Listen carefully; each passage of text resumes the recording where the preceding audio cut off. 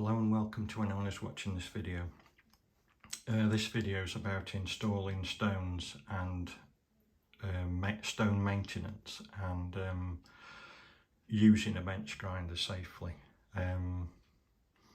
If you're employed by somebody in the UK, you're supposed to have a ticket, in effect a kind of a certificate for fitting the stones to grinders for the reason of over tightening them, etc. I do fit all the stones where I work and maintain them. I personally don't have a ticket for that, but I've done it, well, I don't know. When I started I didn't have a bench grinder, so I've done it for probably the last 40 years, something like that. So I've been using this cheap McAllister grinder. I have done a previous video now to this about this grinder, so I'll let you watch that one, but it's been perfectly fine for what I've wanted. So when it comes to stones, grinding stones are very different. There's lots of different types. This one is the one that came on the grinder, which is only a 16mm wide stone, and it's a 60 grit. It came with a 60 grit and a 32 grit, and the 32 grit was no use to me. But this one is quite effective for doing chisels and plane blades, and is perfectly usable.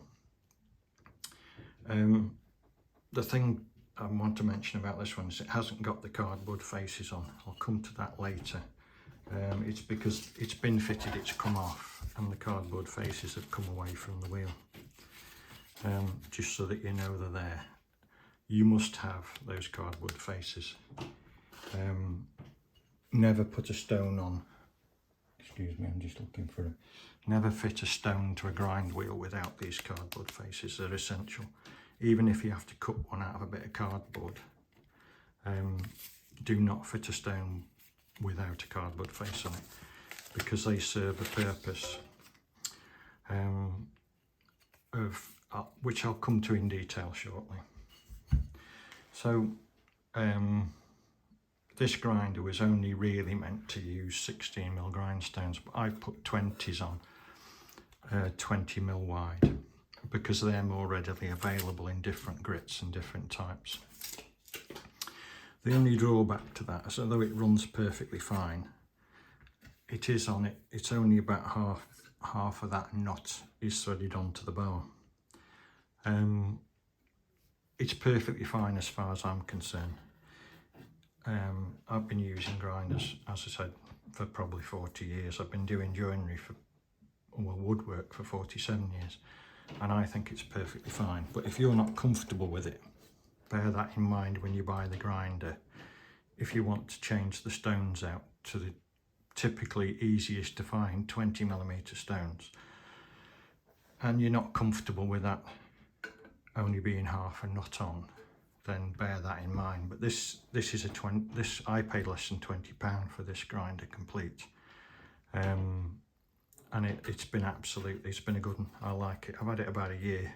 I have a bigger one, but I use this one more because it's lighter and easy to get. I just take it off the bench, put it on in a cupboard and pull it out when I need it. So I'm happy with that being like that. Now, if you're not, that's fine. What I'll say now is about wheels. Again, it's going back to fitting a wheel. It's essential that you have a cardboard face on it. This one's missing off this side again, because I'd made one to fit on it. But they must have those cardboard pieces between the two collars that hold the blade on. And the reason for that is these aren't particularly well machined on any grinder, and they don't necessarily bolt up straight.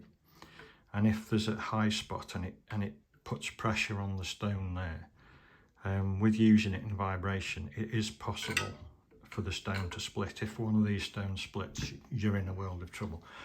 I've had a stone split through an accident. Something went through there and it drove through there and it split the stone. It was only a 1/4 inch stone, 1/4 inch this way, 6 millimeters, and it split through to the middle. Fortunately, it didn't come off the grinder, it stayed intact, it had just broken. So it's worth bearing in mind those cardboard pieces, cardboard faces are important. When you get them, they'll have these nylon bushes in to fit the shafts, and you can push the middles out of them so that you can put them on different size shafts. So most of them are interchangeable with any type. For tightening them personally, I think that the best way to go is not to really tighten them really tight. Well, it's not the best way, it's the only way to go. So I put them on, I usually hold the wheel and just with the spanner that way, so you can't put too much pressure on it, just twist it enough to nip it up. That's all you need. Don't get on here winding that round there and putting tension on it, because it doesn't need it and it's more dangerous than having it loose.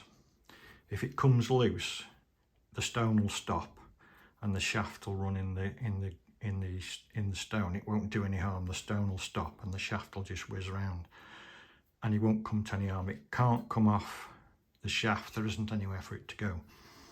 So only just nip those up just so they're firm, like that. Don't crank them, because you're making it more dangerous over tightening it than you are having it slack. So obviously there's a cover goes on here. I've taken it off so I can explain to you what I do with it. Now, once the stones are on, you'll notice that they don't run through. No, excuse me a minute, not the camera. No stone runs through out the box, in my experience. They'll run out of true. It might be this way, it might be this way and sideways like a buckle. And that's normal. All stones will have a bit of movement in them. When you put them on, just nip them up, spin them and have a look without starting it. Have a look how much movement's in it, sways in the blade, or even this, in the disc sideways and that way. Have a look at it, and if it's bad, just knock that off and just turn the disc, just turn the grind wheel 1/4 a turn and tighten it back up and have a look. And if you keep moving around, you might find a sweet spot where it's at its best. It won't be perfect, but it might be at its best. And you can also try spinning those discs a bit, because there's little slight discrepancies in all of it. And you can very often just tinker a lot of it out just by finding the sweet spot for the wheel. So that's a good starting point. Once you've got that, it's ideal to spin it and make sure you've got clearance here. It wants to be tight. You want a tight gap there, but it doesn't want to be catching. And you also want a tight gap in the top here. Again, you don't want it catching, but you want it tight. That'll just help to stop debris coming round over the top of the wheel. And should something unfortunate happen where something goes into the side of here, if you, for instance, something come loose like a nut or something that you were trying to grind on something, it went into there, it'll stop it from firing out of there and possibly hurting you. So keep those as close as you can. Once you've got your stone on, you need to dress it. So run the grinder. There might be vibration because the stones aren't running through. Don't panic, it's all right. Buy these, I find these are great. They're a diamond dressing bar. And you just put them up, rest them on there, just put them up to the blade and move them back and two. And even if the blade's got a lot of movement this way, if you're patient and you hold it firm, it will true the wheel up so it runs absolutely true. When you've done that, if there's sideways movement, you can put it on the side and do the sides the same, so that you end up with a wheel that runs completely true this way and this way. So just put it in there, true it up, and then you've got a nice even wheel that's running true in all directions. And now it'll run smoothly. Most of the vibration will have gone and it'll be running nicely. You can use these type of dressing wheels. They're getting a bit more rare now. These you get 3 for £10 on Amazon. And I find those absolutely great, perfect, to be honest, because you get a flat surface on your stone. Because these are flat, you get a flat surface. But these are the more old traditional type dressing wheels. And you can buy these on Amazon from anything from about £13 for a cheap one up, I don't know, about 26 quid from what I've seen. You use these the same. You just put them on there. This is the top. This bit with the thing on is the top. That part there is the bottom where the 2 feet are. That's just to prevent dust coming up in your face a bit. And you just use that to dress the wheel. You can also use it on the side, but you've got to be careful. It's not as easy to use as one of these. It's more tricky to do the side of a stone with one of them. And I prefer that personally. I think it's safer, but it's just an option. And the reason I've shown you that one is, I'll come to in a minute, when you want to drastically change the profile of a stone. So this grinder came with 2 stones on it of 16mm. There was a 60 and a 32 grit, and the 61 is just fine. There's a big difference in stones. Basically, if you're grinding something and it's bouncing off the stone, it's not grinding it, it's not taking anything off the blade, it's just generating a lot of heat, then your stone's a bad stone, and it's not suitable for what you're using it for. You need to keep the face of the stone rough. It doesn't ever want to get polished. You need to keep loose grit on it all the time, because it's the loose grit that does the grinding. If these get polished, all you get is heat and no cut, and you'll burn your blades, and that's the last thing you want. So because I prefer personally the white stones for grinding cutters, the one that's on it is one of these, which is a Draper aluminium oxide, and this one's an 80 grit, and that's what's on there at the moment.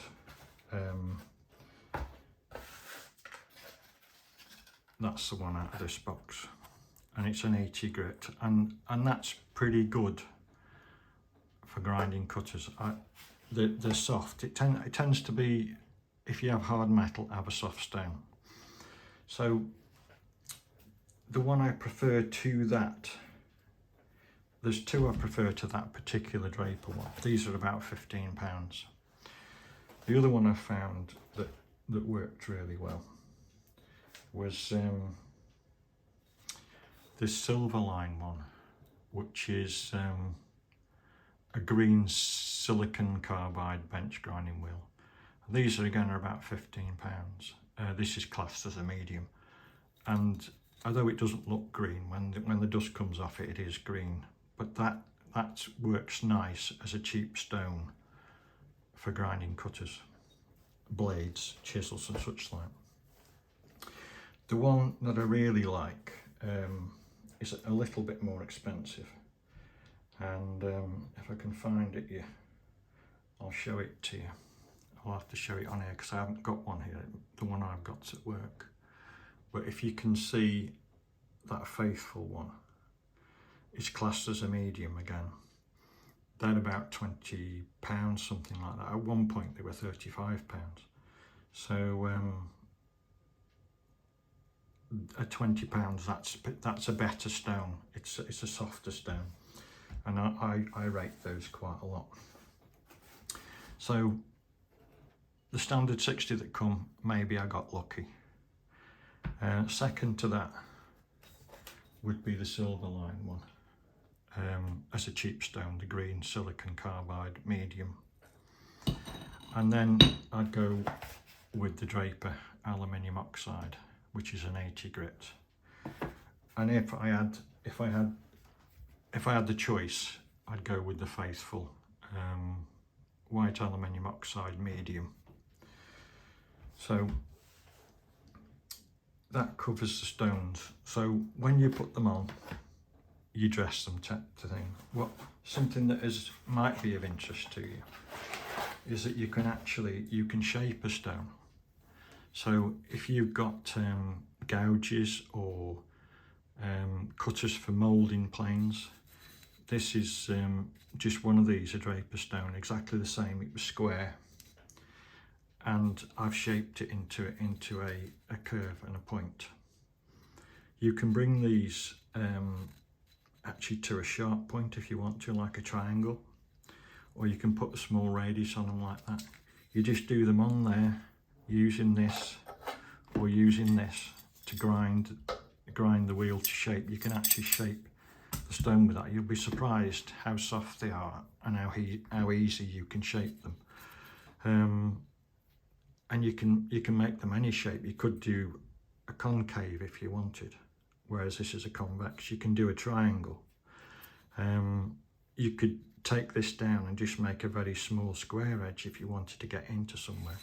I use them at work for grinding cutters for the spindle moulder, and that's we buy these at work 1/4 inch thick,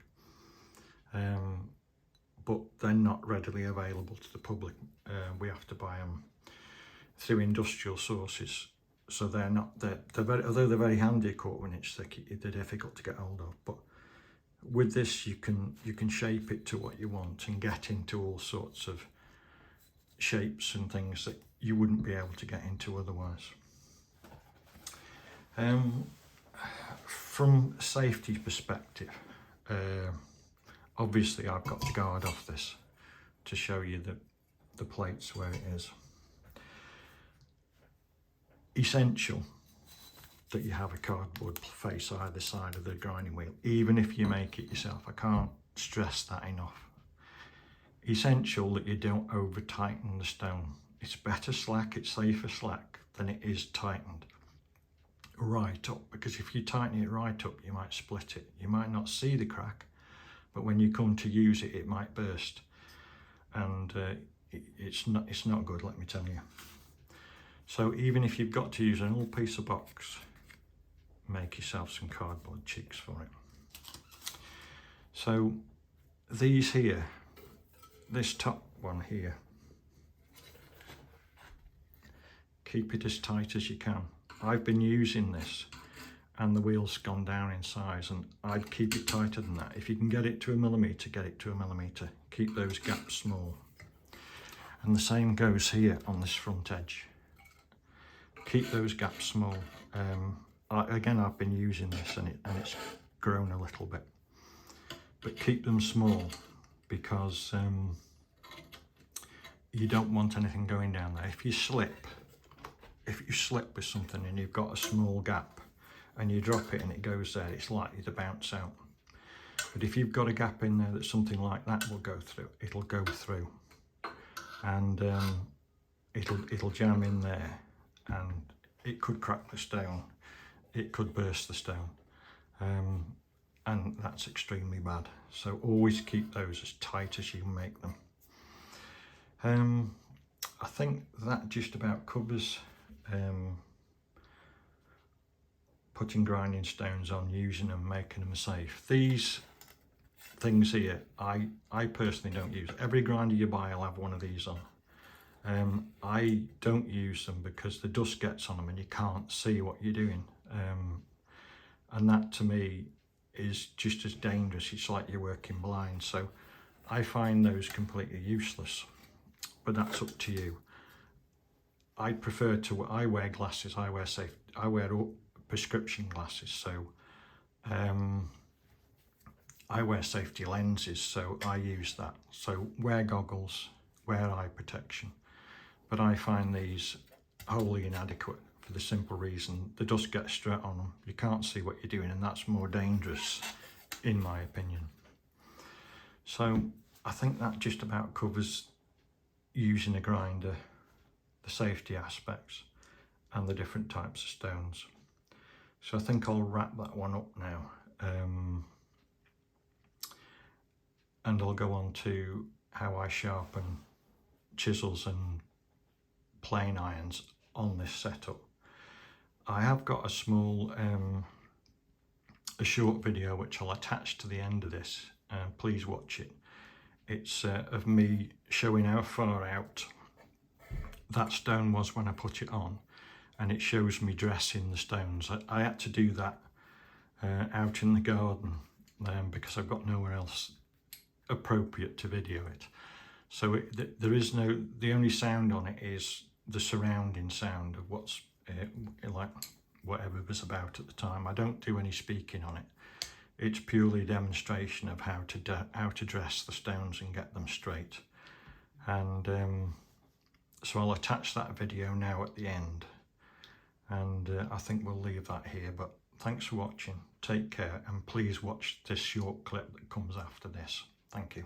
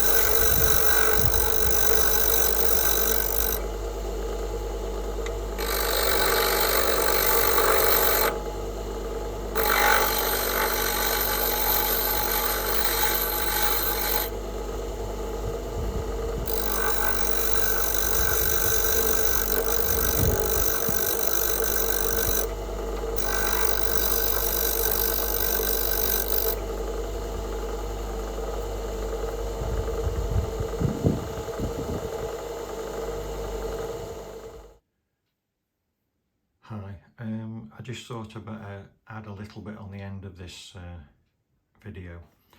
Just another note of caution: when you're using these dressing bars, or even when you're using one of these, you're not applying a lot of pressure to the stone. You're only just gently brushing it back and two. And the same at the sides. Don't get pushing really hard on them. A stone doesn't like being pushed sideways.